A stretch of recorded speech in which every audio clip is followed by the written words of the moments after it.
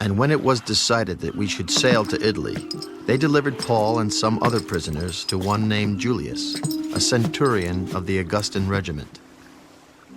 So, entering a ship of Adramyttium, we put to sea, meaning to sail along the coasts of Asia.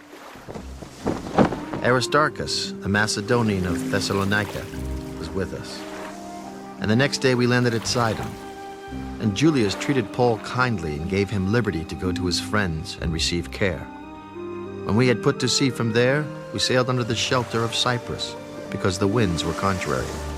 And when we had sailed over the sea, which is off Cilicia and Pamphylia, we came to Myra, a city of Lycia. There the centurion found an Alexandrian ship sailing to Italy, and he put us on board.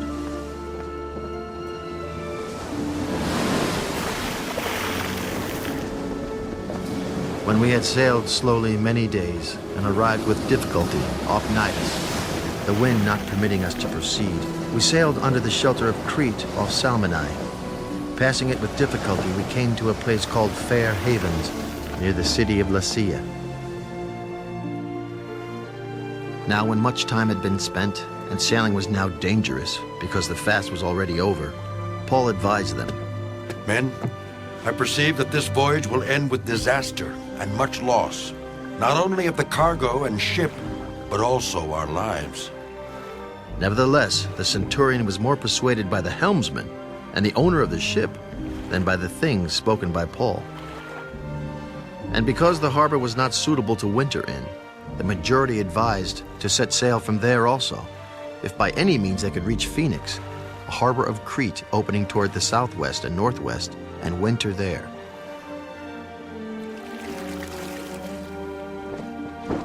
When the south wind blew softly, supposing that they had obtained their desire, putting out to sea, they sailed close by Crete.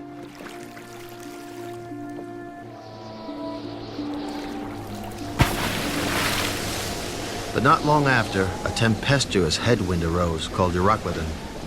So when the ship was caught and could not head into the wind, we let her drive. And running under the shelter of an island called Clauda, we secured the skiff with difficulty.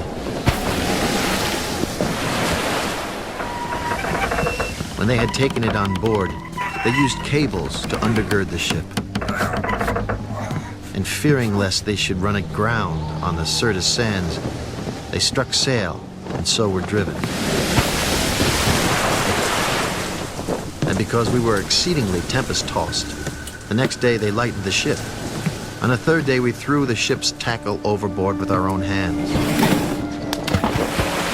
Now when neither sun nor stars appeared for many days, and no small tempest beat on us, all hope that we would be saved was finally given up. But after long abstinence from food, then Paul stood in the midst of them and said,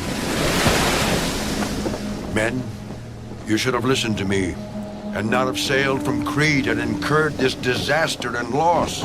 And now I urge you to take heart, for there will be no loss of life among you, but only of the ship.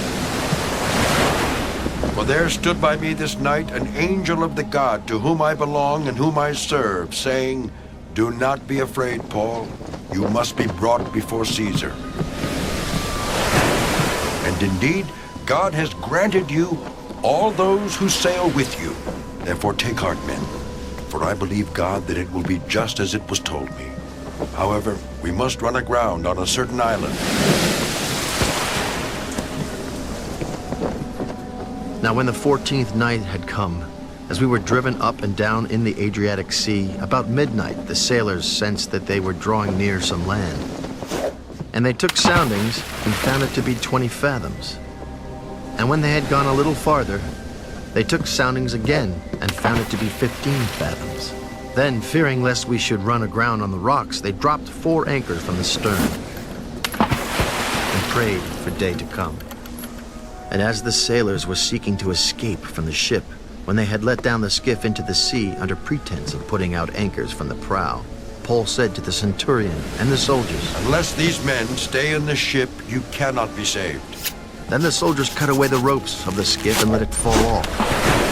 And as day was about to dawn, Paul implored them all to take food, Today is the 14th day you have waited and continued without food and eaten nothing. Therefore I urge you to take nourishment, for this is for your survival, since not a hair will fall from the head of any of you. And when he had said these things, he took bread and gave thanks to God in the presence of them all. And when he had broken it, he began to eat. Then they were all encouraged and also took food themselves. And in all, we were 276 persons on the ship. So when they had eaten enough, they lightened the ship and threw out the wheat into the sea. When it was day, they did not recognize the land, but they observed a bay with a beach, onto which they planned to run the ship, if possible. And they let go the anchors and left them in the sea. Meanwhile, loosing the rudder ropes, and they hoisted the mainsail to the wind and made for shore. But striking a place where two seas met, they ran the ship aground.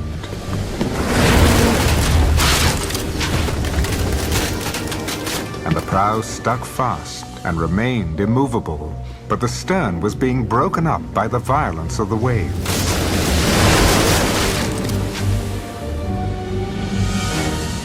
And the soldiers' plan was to kill the prisoners, lest any of them should swim away and escape.